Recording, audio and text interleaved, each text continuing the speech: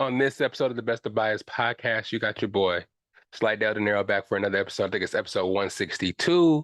We got a lot of stuff to talk about and a relatively long episode. Not really long, you know what I'm saying? But my goals is always for the 45 to 50 minutes, but your boy always ends up talking for an hour. Last episode, I think it was like 57 minutes, so we was good. We was good out there.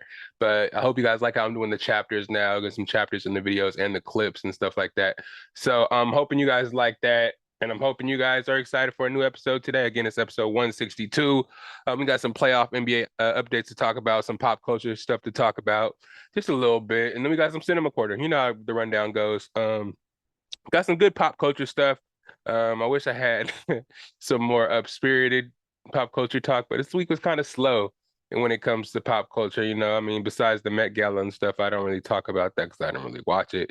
And I don't know if I'm really into the Met Gala like that. But yeah, a lot of stuff to talk about besides the Met Gala. And so you guys are in the right place if you're ready to hear a fantastic podcast. Happy Friday. We on time this week. It's Friday. It's definitely Friday. Well, I'm recording on Thursday. You guys know how it goes. But the Warriors and the Lakers are playing their game two right now. So I may not be updated on that when I talk about the playoffs and the NBA playoff update, but I will get you guys caught up to what I got so far. Let's just hop right into it. Let's talking. It's the Best of Bias podcast. Where that theme song at? Get ready for episode 162, and it's time. Let's go. Yeah. It's the best of bias. You need the earful, you should try us. From pop culture to the movies to unite us. It's the best of bias. Your best of bias. Yeah, it's the best of bias. You are now listening to the Best of Bias podcast with Lydell Dinero and Hugo Twilight.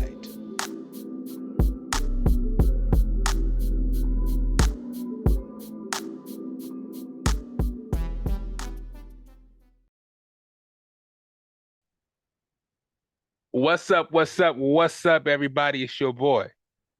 We back again, and you back again, and I appreciate that because you could have been anywhere in the world on this beautiful Friday, but you right here listening to me, and that's beautiful. That's beautiful.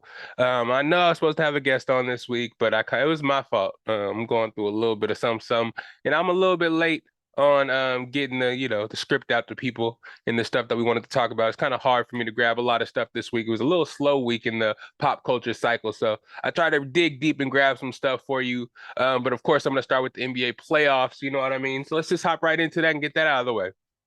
So starting with the Western Conference, it feels like it's been forever, but the Nuggets, of course, have taken that 2-0 lead on the Phoenix Suns. I think last time I had a podcast, I think we're just getting ready to start this series. So I'm excited to say the Nuggets have been playing great against the Suns. Man, the Suns are kind of proving that they can't just win with two high caliber superstars. You know what I mean? They have Kevin Durant and Devin Booker just out there averaging like 27, 28 points a game. Last series, Devin Booker averaged 37 against the Clippers, but the Clippers were injured. You know what I mean? But their two best players weren't even in the game. The best player that they had on the court was Russell Westbrook and Norman Powell.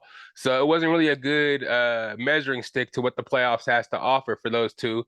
But now, since they're playing Denver, a more complete team, a lot more players on the team can go out there and guard, or just not even like stick them and shut them down, but just cause them trouble and make them have to work a little bit harder on the Nuggets. You got the Bruce Browns of the world, the Christian Browns of the world, KCPs of the world, Aaron Gordon. Anybody can just step up and get in their way, and we have multiple people to do it. Jeff Green, just in case somebody gets in foul trouble. You have a bunch of people that get in their heads and get angry at them, or get them angry and frustrated with their games. If you have them two players that actually have been injured this season, if you have them playing high minutes like you have every game, like 44 or 45 minutes and shit like that, to try to sustain a lead or like to stay in the game, basically, because the first couple of games have relatively been blowouts because their bench doesn't give them anything. They don't have a bench after trading for Kevin Durant. So it's hard for them to, after Denver kind of gets rolling and getting a whole bunch of other people involved, it's kind of hard for them to keep up scoring wise. I mean, you can get a bucket anytime with KD and Devin Booker, but they relatively only shoot 2-pointers. And if they force threes and having a bad 3-point shooting night, the other team's going to run a transition, and Nuggets are one of the best teams in transition, and we're getting a whole bunch of points that way as well. because again, they don't really have any defenders. And now with Chris Paul hurting his hamstring, he's out for the rest of the series. It's going to be kind of hard for just Devin Booker and KD and maybe even Ayton to try to kind of carry the load for him with no bench help.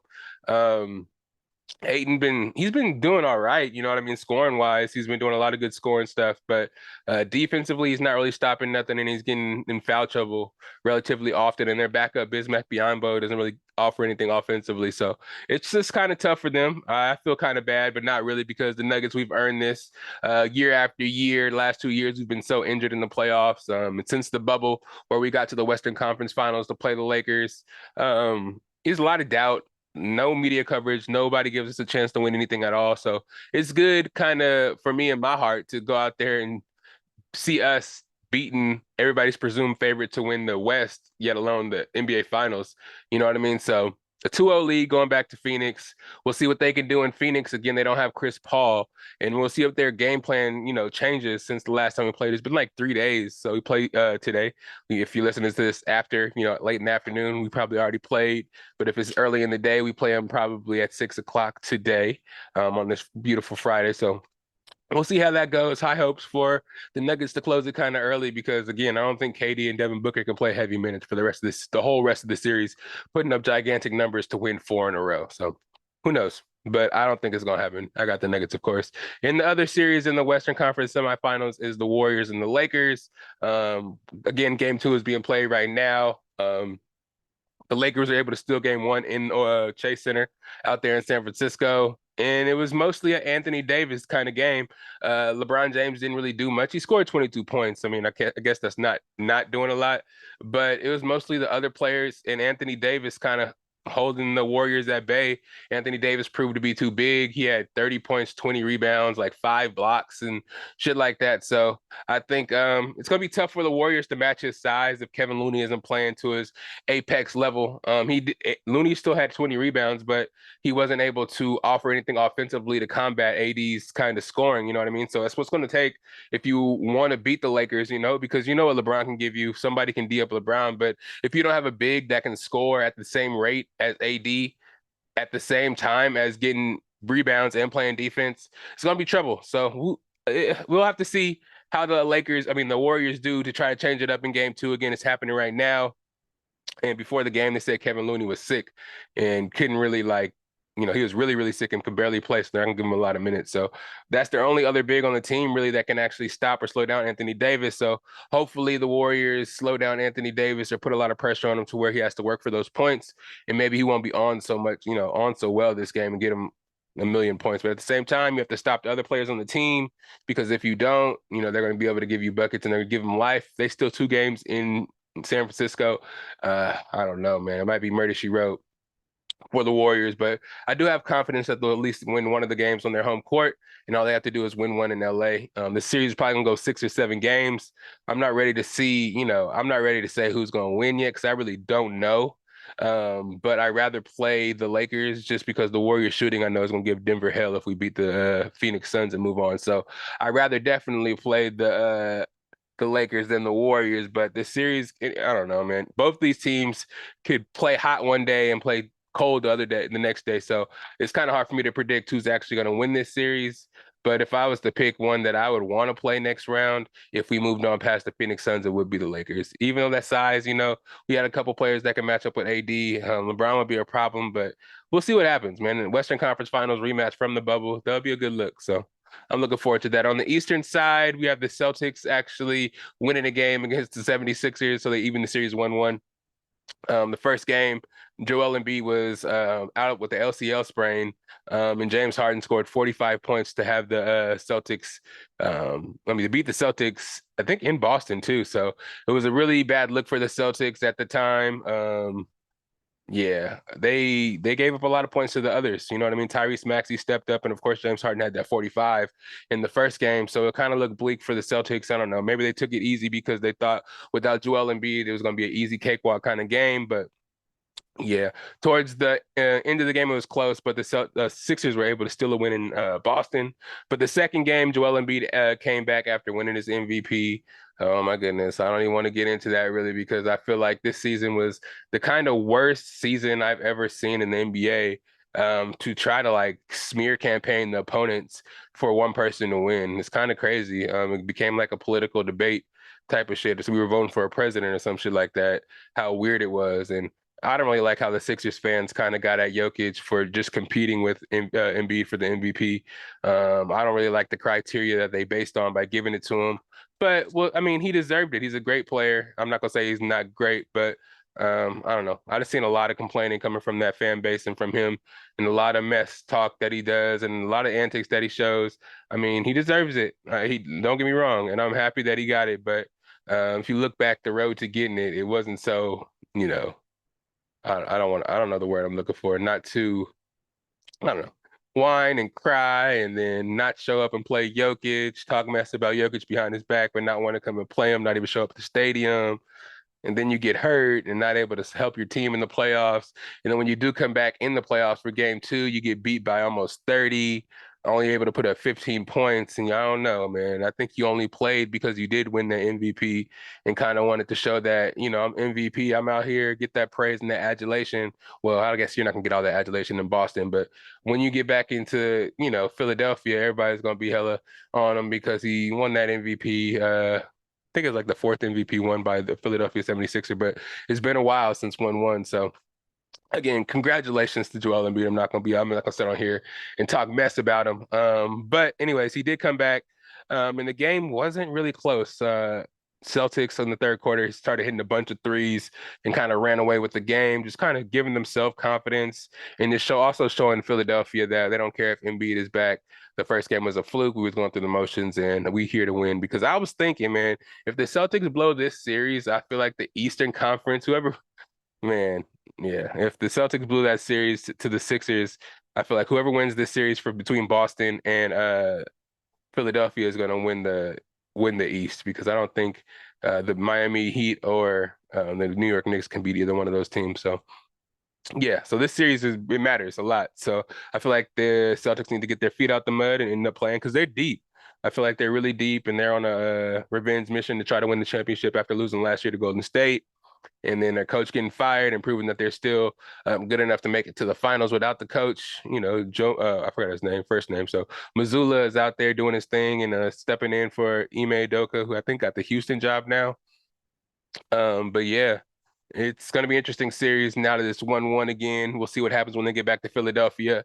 But Embiid didn't look right necessarily yet. I don't know, maybe it was a mistake to actually play him this game.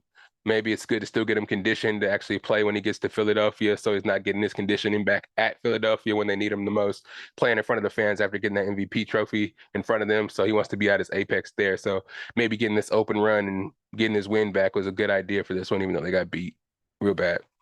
But that series is still 1-1. It's going to be a long series probably, but I still got the Celtics coming out of it. Miami and the Knicks. The Knicks actually bounced back to win a game at home. The first game they lost due to heroics to Jimmy Butler again. Playoff Jimmy's in full effect, but he didn't end up rolling his ankle at the end of that game.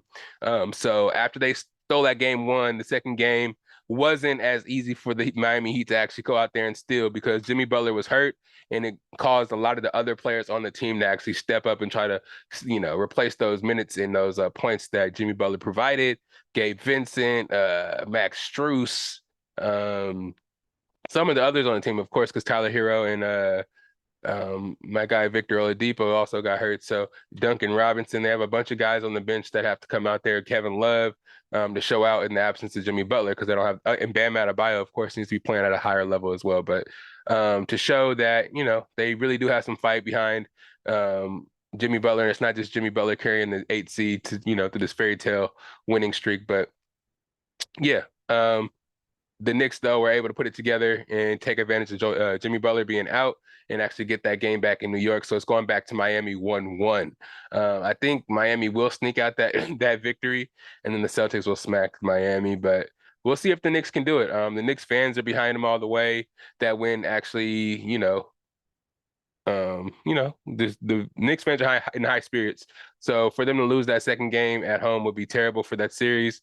And for them to going to Miami 1-1, all they need to do is steal another game there, and steal a game there, and they'll be back on track. But we'll see how that goes. But I do have Miami moving on once Jimmy Butler. I don't know, man. If Jimmy Butler doesn't get back soon, because you twist the ankle, I don't know how fast you get back.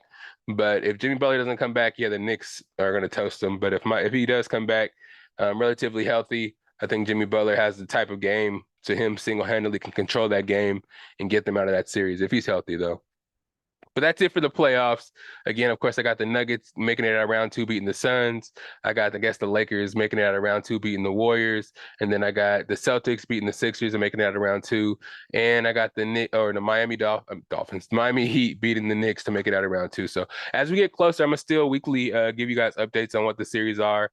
I'm sure I'll be reporting before these series are over. But my predictions probably aren't gonna change. You know what I'm saying? Because I'm here with it, and I know who I'm rooting for, secretly.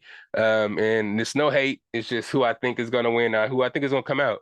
And also, I don't really want the Warriors to win back to back, and I'm not a Warriors fan. So, the Nuggets have never been to the finals before, so that's something I want to happen. And I just want it for Jokic, man, to win Finals MVP and have to and be able to solidify his game. And everybody's just talking so much shit about him, and especially for him not winning MVP, everybody's talking shit. So for him to win, that guy over there is who I'm talking about. For him to win Finals MVP would be pretty dope and would be a slap in the face to all the haters out there.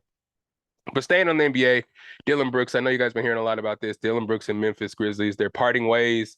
Message came out from Shams Charania, the guy that always gives all the updates on the NBA and stuff like that. And sometimes, for some reason, I don't know why he'd be doing the NFL draft too and giving out the picks before they actually say it on TV. He'd be out doing his stuff sometimes. But Shams said that the Grizzlies aren't going to sign him back under any circumstances, which means kind of sounds like they're using him as a scapegoat for how the season ended. I mean, I know he was talking mess to LeBron, but that was in the second round, or that was the first round. But it was still kind of early in the playoffs. The whole season he was there. He was doing the whole thing during the season, and nobody said anything. While John Morant was getting in trouble and being out, he was a part of the team, being the guy that kind of like spoke out for the team and let people know that the Grizzlies aren't going to go anywhere just because Ja's out. They're going to hold it down for Ja and still perform, and they did. Again, I was a Nuggets fan. I am a Nuggets fan, but I was watching the Grizzlies all season, making sure they didn't catch us because they got us close to like 2.5 games behind us. You know what I mean? Even when Ja was out, even when some of the players were benched, the Grizzlies would still find ways to win, which was interesting to me when they got to the playoffs and played the Lakers. It didn't seem that way at all. It just seems like their offense was broken. They did miss a couple of their bigs, Brandon Clark and Rudy Gobert. What's the other dude's name? His name is don't let that name slip my mind. Last episode I had a whole bunch of brain farts and didn't know these names, but now it's just definitely gonna anyways, you know what I'm talking about, the New Zealand brother out there playing for the Memphis who was hurt all season. And they really get a chance to provide, and he's like one of the best offensive rebounding bigs. So for them not to really get a chance to have those players, I don't know. I think they really talk too much for their own good. If they're a little more humble and less braggadocious, I think they would have got well received by the league. But now it's kind of like, damn, these guys think they're the shit. We got to show them they're not, especially with the comments of Josh saying they're good in the West. Nobody in the West can beat them. That kind of had me messed up all season. So I know everybody in the league was like, all right, we'll see. But for Dillion Brooks to be getting outcast like this is kind of crazy. I know he's been talking mess. I know he's had some dirty plays in his future, but I think he does have me too. I'm not just sticking up for him because he went to Oregon. I just feel like he has a use in the league, somebody that gets under people's skin and can put up like at least 10 points maybe any given day and just guard your best, team's best player and just get in their head a little bit, especially if the contract's not hella money. I feel like he does have a spot in the league and somebody will sign him. But I don't know. I think it's a smear campaign by the Memphis Grizzlies, and it's a shame. It's a shame on the head coach. It's a shame on the front office because you can't just blame this man for everything and just feel like it's all good and you guys can just do that. I feel like it's kind of messed up. Me personally, I don't know, but who am I? But I'm sure he'll be on the team. If anything, he'll probably be on the Lakers next year. You know what I'm saying? Talking mess. You know what I'm saying? And, a lot of LeBron's enemies, so-called, ended up on his team later in the future. So who knows? Who knows what happens?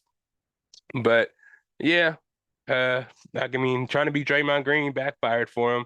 Talking mess to Draymond Green, talking mess to LeBron James, and just all these superstars that kind of run the league right now is going to get you kind of blackballed in a way. I know LeBron, some people can make a couple calls. Don't sign this man nowhere. Just have him go play in China because he was talking all that mess and was disrespecting me, calling the king. Oh, these egos was real, man. You never know what happens. But yeah, let's get into some of this pop culture. Basketball's in full effect. Don't miss any of the games in the playoffs. ESPN, ABC, TNT, all that shit. I need to get paid for these plugs though. So holla at me if you want to pay me AT&T, ABC, TNT, and ESPN. I told you, I said it again. But yeah, that's where you can watch that shit. Pop culture wise, a lot of this shit's here is morbid. I'm just gonna warn you right now because some of this stuff that happened this week, um, I be on Twitter a lot too, so I don't really see the most positive stuff on Twitter.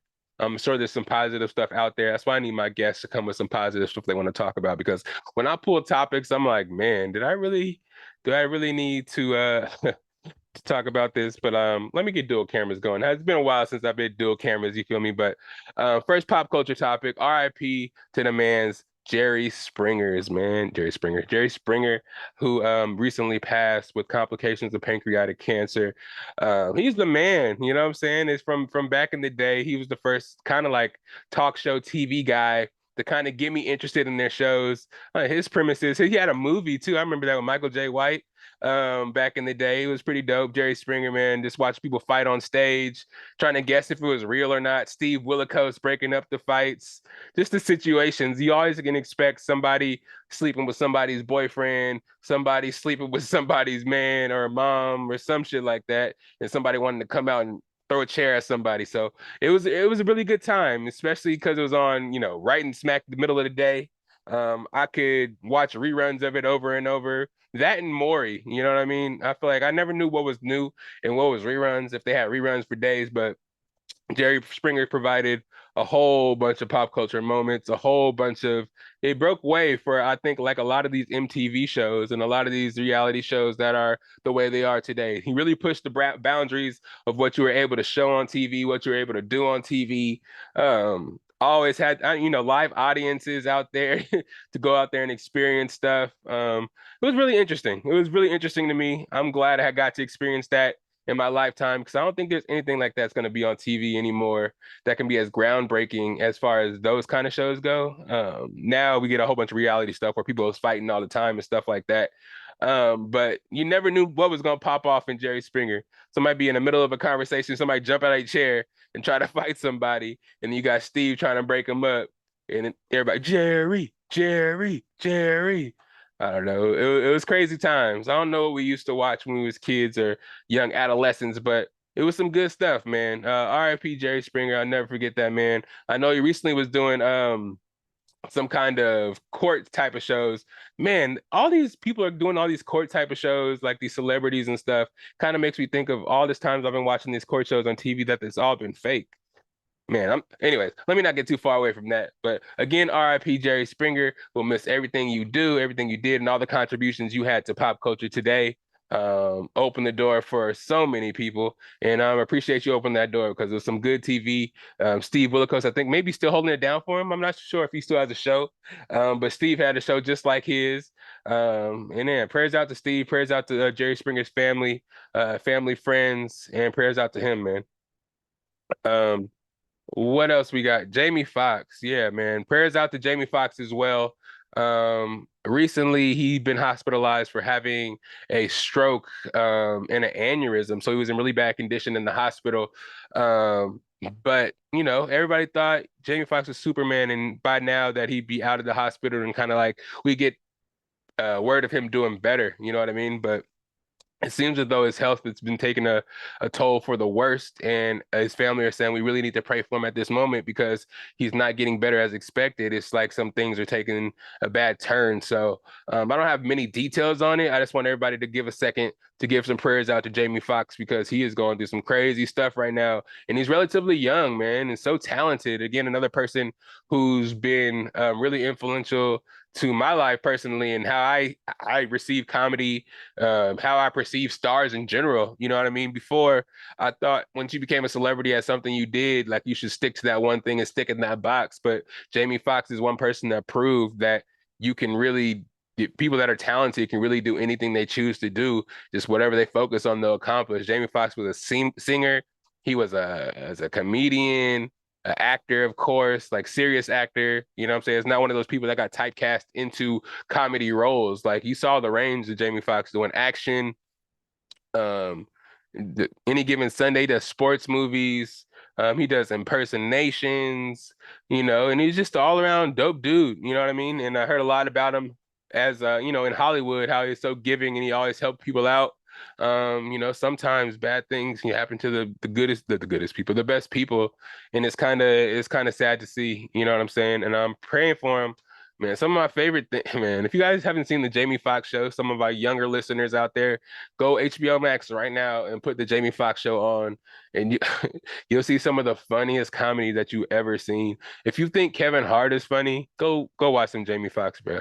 His acting and his improvisation, like in these scenes and these shows and everything that he does. If you want to know where Pierre, you want to come in here is from, watch Jamie Foxx show.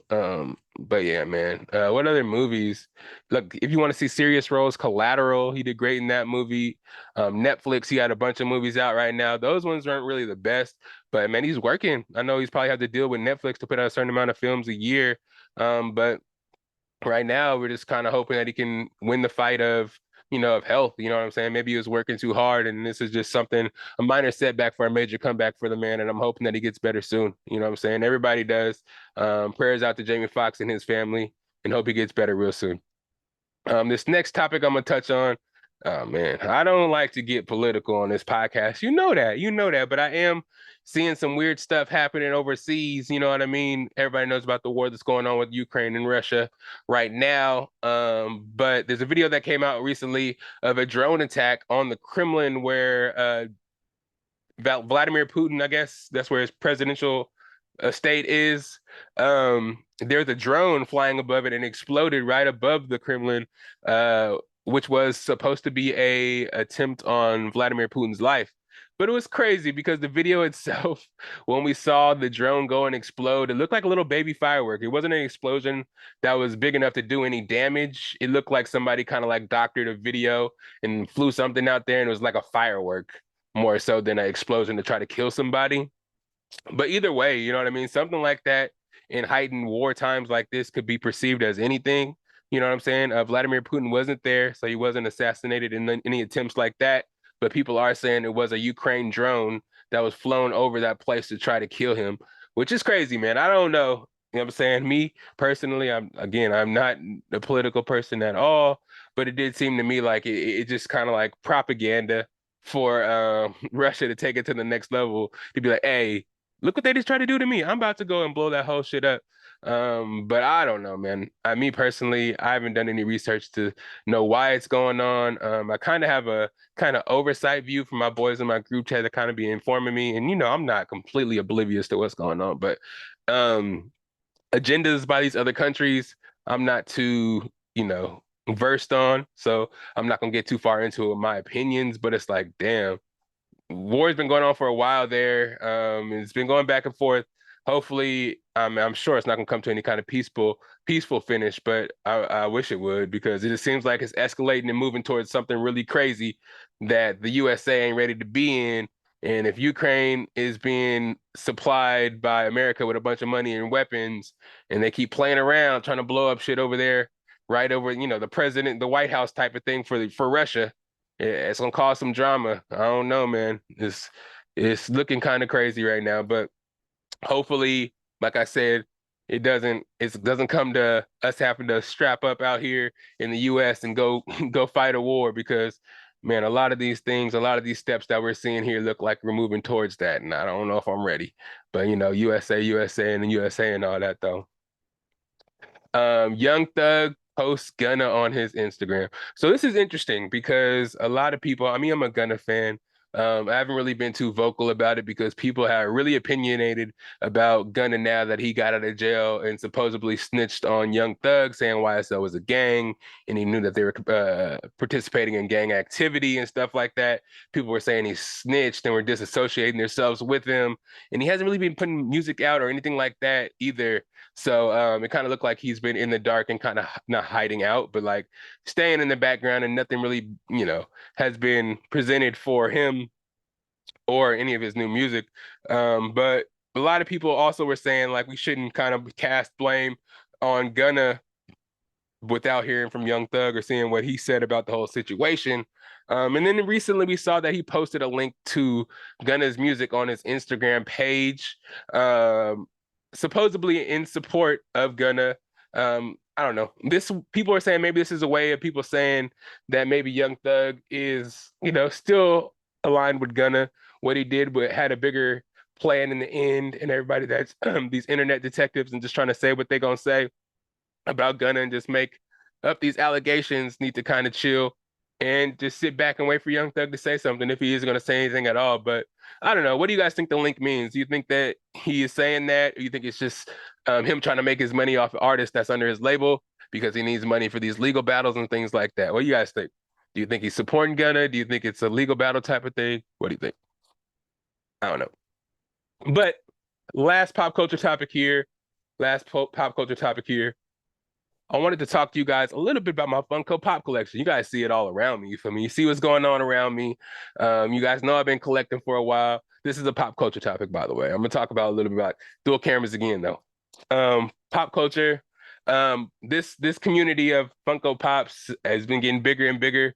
It's been around a while. I mean, I'm just now kind of getting into it, but you can see as I got into it, it got really addictive for me. And I just went ahead and bought a whole bunch of pops, different value, different styles, different, pop culture areas. I have Disney, anime, as you can see over there in the back, sports, TV shows, video games, music artists. Got a DMX, Lil Wayne, TLC. Like I got all that kind of stuff. But I don't know. Some people think it's like collecting toys, but me personally, I think it's kind of like collecting sneakers. These things have value, and if you can sell them in the future for a higher value than you bought it for, it's a win-win. And there's a community for it. Thousands and thousands of people collect these things. You go to any kind of Comic-Con or collectors convention, you see them there. But recently I've been on this app called Whatnot. Promotion to y'all. You can pay me if you want. It's an auction site where you can buy collectors things. Well, basically like cards, shoes, Funko Pops, of course, bags, jerseys, things like that. Things people that collect and kind of retail buy. I'm on there a lot buying Funko Pops, as you can see. But I ran into this family called, well, they call themselves Cherry Joy Collections on Instagram. But they're Cherry Joy on Whatnot. So I go on their page and they have these cool things called Cherry Joy Customs, man. So I collect these pops. I just went through that whole rundown, yada yada yada. But these things here, if you ever want a pop customized, you should holla at them because they got some special stuff. And I'm gonna show y'all right now. Sorry, audio listeners. This is for the people that are actually watching in person. Check it out. So you have this standard Funko Pop, that just looks kind of like this in a way. But the way they do it, they take the top off the pop. They let the light come through the top so you can see everything inside the box. And then they add cool little artwork to each Funko Pop. Sorry, the light kind of glares, but to make everyone kind of custom and unique. Here's one that Miles Morales recently got. This one right here. It's Colossus, you feel me, from X-Men. You already know. Got the Cherry Joy sticker in the front. Took the window off the top so you can see everything in there shining. I'm not gonna put that one there. What else we got? The Nightcrawler. Great work. You know what I'm saying? One of a kind. Look at that. Kurt Wagner from the movie. They find special artwork for each pop and they make it look crazy. If you've seen my Instagram recently, I've been posting them a lot. Been getting a lot of influx of pops, but these customs, these are one-on-ones. You're not going to find them anywhere else. Check this out. The Rock. Got the belt. Look. Bam, bam, bam. I got a couple more coming. I got something to add to my anime collection. It's just crazy, man. Once you get into a hobby, I know you kind of get addicted to it, but as you can see, my hobby kind of went crazy. We've been to Comic-Cons, we've been to conventions and stuff. We got pops signed before. I showed you guys my signed pops up there. And it's just keep growing for me, man. I'm gonna get more stuff signed. I'm going to a convention in August about getting like 6 or 7 pops signed. It's a movement, man. If you guys have some Funko Pops, I know everybody got some stashed somewhere. Don't really want to consider themselves collectors. But I know you got some Funko Pops. I got you got a couple in the back. You don't want to go crazy, but if you look into that shit, there's so many different like areas of Funko that you probably would have never guessed. And once you find something you like as far as like an area, you'll just keep buying. And just the possibilities are endless. So what you can do with them, what you can sell them for, sit on them like investments. I'm telling you, just try it out for 1 second, try it out for one time, and I bet you will not be disappointed. But yeah, shout out Cherry Joy. I told you guys I'll give you guys a shout out and give you guys a quick little view of what they got going and how special those pieces are, how special they are to me. I'm getting that Nami from One Piece is coming in the mail now. I'm getting the autographed Goku coming in the mail too. It's gonna keep on going. But let me stop nerding out. Let me stop stop talking about stuff y'all don't want to hear about. But yeah, if you are into that, holla at me. So we can talk pops all day. If you guys are interested, I can have people on here that collect pops. Have a little episode about pops and show you my favorite ones, my most valuable ones. We could talk all day. But let's move into some of the cinema corner stuff so I can get you guys up out of here. Writers strike, man. Writers Guild of America. There is a writers strike that's possibly going on right now. I think they have to decide in the next couple of weeks here if they're going to officially go on strike. I know a couple have started. Sorry, damn, I'm spiking right now. Some have already officially gone on strike. But they're important, man. I think writers for shows, movies, and stuff like that, video games are all important because we don't want all the same generic CW. Sorry, we have to use CW as a stepping stone for bad shows, badly written shows. But sometimes CW has some badly written stuff. But we do need writers out there, man, to come out here and actually give these characters, these scripts, these movies, these shows, some life, and not be the same generic stuff, not the same remakes we seen in the 60s and 70s, just the same show over and over with different actors in it. No, we want some creative stuff that we feel that humans have made. I know that's the big thing right now. They want to go on strike because they feel like they aren't getting appreciated or paid as somebody that's actually an essential part of these movies and shows. They're getting paid day to day, week to week, as opposed to paid over a whole project like they used to. And I think that's with the incoming of AI, the incoming of, the love for reality TV and stuff like that. These writers aren't getting a fair due and a fair shot at, creating masterpieces and actually getting in the writer's room and making something great. I feel like sometimes writers feel like they have to get in a room and do what these owners and these big heads feel like they want to see and want to do in order to stick around rather than doing stuff that actually can be game changing and something that could change the game, but the owners and stuff aren't ready for. You know what I mean? So it's going to be interesting to see what happens. Again, we really hope that these writers don't walk out and quit because they are really needed. I've seen some stories about the writers on Abbott Elementary have walked out, which have like walked away from the project. So season 3 is going to be shorter than the other couple of seasons. I don't know, man. It's going to be really essential because, a lot of these big projects that we are waiting for and waiting to see that we've heard about in the future, a lot of the times they don't have writers. So if we want to see these projects that are, hyped up and we want to see in the future, we got to have them be able to, you got to have them be able to have good script and good writing and not keep the same formulaic method that, say, MCU or any of these other companies have that people are not liking at the moment, and just get something that'll change the game and bring everybody back. Star Wars has this problem. Like, yeah, the writing rooms just need to be integrated to where we find the best people that have the best stories and the best ideas. Maybe these project makers are hiring their friends or not getting the best writers, and people are just not getting along in the writers room or have conflicting ideas. I don't know. Hopefully they can come to agreement and have the Writers Guild of America get what they want so we can get real people back in the studios to make shows that we like. Because I'm a appointment television kind of guy. So I like these shows that come out that I have to wait for every week, that I'm here to watch every week. And I'll wait a week to watch it too. I don't need everything put out so I can binge it in 3 days. I like the weekly watch, but just give me something every day to watch throughout the week. You know what I'm saying? So get these writers back in the room. They got work to do. I know, again, I'm bringing up MCU, but the MCU alone has a whole bunch of projects that need to be done and are waiting for writers. And we need some good writers at this point. And Come on now, let's get it together. Speaking of writers, Blade gets a new writer and has been rewritten. Nick Pizziolato, who did True Detectives and Magnificent Seven, has taken over to write the scripts. Supposedly, the first script that was written for Blade was terrible. Mahershala Ali was not feeling it. So the director got replaced as well. One of the directors walked out because of delays and stuff with the movie. So now somebody that has worked with Mahershala Ali is back in the writer's room, kind of writing to see what's going to happen in Blade, and I think they'll work closely together to get something done.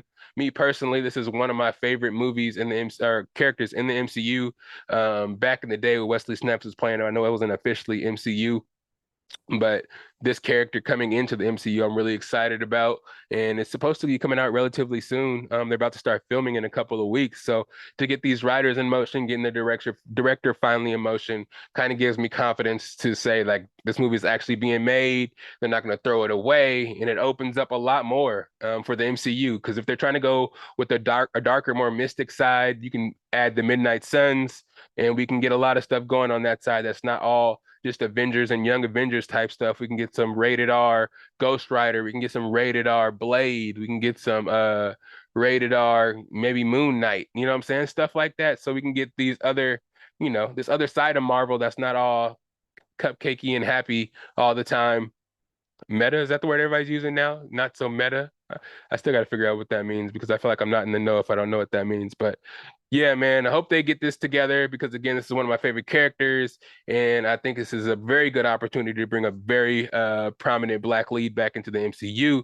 I know we still got Captain America, but that's pretty much all we got. I know Roddy, Don Cheadle as War Machine, they like dumbed him down a lot from the actual Iron Man movies. They didn't have him really do nothing, and all his powers are kind of whack. So all his weapons are kind of whack when it came to Avengers Endgame, Civil War, and stuff like that. He got punked around, broke his legs, man.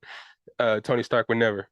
But yeah, I know that's DC. I'm not gonna talk about that. But damn. But yeah, I'm ready to see that. And lastly, here, some more Fantastic Four updates, some rumor updates for casting. So I told you last week about the people that were up for possibly playing Sue Storm. This week I got a new person that has actually offered the role already, and that's Margot Robbie. That's a rumor to be going with Adam Driver as Reed Richards, and Sue Storm would be Margot Robbie. If she's actually wanting to do it, because these bigger stars kind of like don't like to get stuck into these Marvel contracts. But Margot Robbie already doing Harley Quinn and stuff on the DCU side. I don't know if she's actually gonna make the flip over to MCU and just to double dip, but why not? I mean, it's a big movie. It's not coming out till 2024, 2025. Who knows if they're gonna actually use Margot Robbie as Harley Quinn anymore when the DCU comes? They said they're gonna wipe a lot of the characters out anyways. But that would be interesting. What do you guys feel about Margot Robbie being Sue Storm? And then we have Galactus. That's one of the big bads in the Fantastic Four, the giant celestial that's trying to eat the planets, who uses Silver Surfer as a herald to go see if the planet's good enough for him to eat, or he kills the planet so he can eat it, or some crazy thing like that. But that's supposed to be played by Antonio Banderas, which would be really cool. I remember when they had Galactus come out on Fortnite. Just experiencing that, it'll be so cool to see that in the movie. You know what I'm saying? Me nerding out real quick. You know what I'm saying? But yeah, Galactus, Antonio Banderas. And then I don't know how I feel about this one. This one is probably just a rumor for sure, because last time I said Mila Kunis was rumored to play Sue Storm, but now they're saying that Mila Kunis is rumored to play the Thing. I don't think this one's gonna happen, but I don't think they would change the gender of the Thing. But if they did that in the Fantastic Four, I don't think this one's as necessary. I think we can keep Ben Grimm as the Thing and just have that be that. I don't know if we have to get that progressive when it comes to the Thing.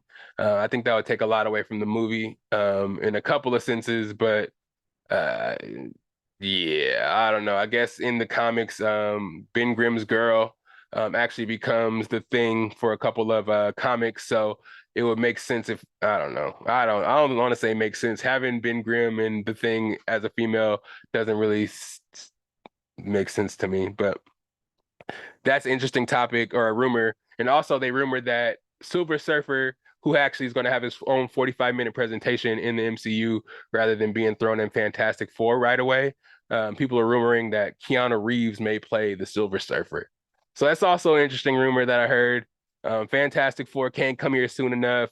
I'm ready for the X-Men as well. You saw I have my Colossus and my Nightcrawler, two of my favorite X-Men, but I'm ready to see Fantastic Four 2, another family they can introduce, and make them young too, so they can be around for a while and have them be around for phase 5 and going into phase 6 and all that stuff too. Or even slowing down phase 5 and putting more projects in it. I wouldn't be mad at that at all. You know what I'm saying? Before you try to hop to phase 6, but we'll see. How do you guys feel about these rumors? Sue Storm, Margot Robbie, Galactus, Antonio Banderas, Mila Kunis as the Thing. Again, I don't think that's going to happen at all. And then you have Keanu Reeves as the Silver Surfer. But again, he's going to be in his own 45-minute presentation like they did by Werewolf by Night and the Guardians of the Galaxy special. It's going to be like kind of like standalone special presentation. And then he's going to be in the next Fantastic Four movie. I think that's how it's going to work. But yeah, man, that's the Bias Podcast, man. I guess the end of the podcast where I like to let them know where you can find me at. No more topics. I ain't really got nothing much to talk about. I got checking on this Lakers-Warriors game. But you already know where to find your boy at SAC_Lydell on the Instagram, Patrick_Lydell on the Snapchat. You can always find your boy on the YouTube with Best of Bias Podcast. You have a little website under Best of Bias Podcast as well. But I need to incorporate a new website. We've been using some platform that is not really compatible to my brain. So I'm gonna try to use something different soon, so I can get all these merch items that I have right here next to me in the some accessible to you guys, so I can let you guys see all the stuff I have in store, like t-shirts still here, Best of Bias t-shirts. I got the BOBP, a bunch of stuff still available. Hats, dad hats, beanies, trucker hats, all of it. We still got a bunch of stuff and we still making stuff. New hat styles coming real soon. Like I said, it should be here. What's the month is it now? It's May. So I wouldn't put it past June to see some new styles and some new merch. Trying to get a website up so you guys can buy directly, but holla at me. Nobody's been hollering at me. There's so many ways to get in touch with me. You guys see these videos, you know where to find me at. I see I got 75, 76 subscribers on the YouTube. You guys hit me up, get some merch, you know what I'm saying? But also guests, I always say, if you're looking to be on the podcast, hit me up. You guys know it's all love. You guys know you can be on the podcast, no doubt at all. Come with some topics. I got some topics for you. Don't be shy. We can open up the audience, and it's all family here. Once you come here for the first time, if it's your first time listening, your 1,000th time listening, you family now once you pop that podcast on. So don't be shy. Holla at me. Come be in the podcast. It's your boy. And I guess we at the end where I like to let them know where that theme song is at. Go Nuggets. Whoever your favorite team is, I'm praying for you, especially if you see us, you feel me? But yeah, happy Friday, happy weekend. You guys made it. Thank you, family. Where that theme song at? Yeah.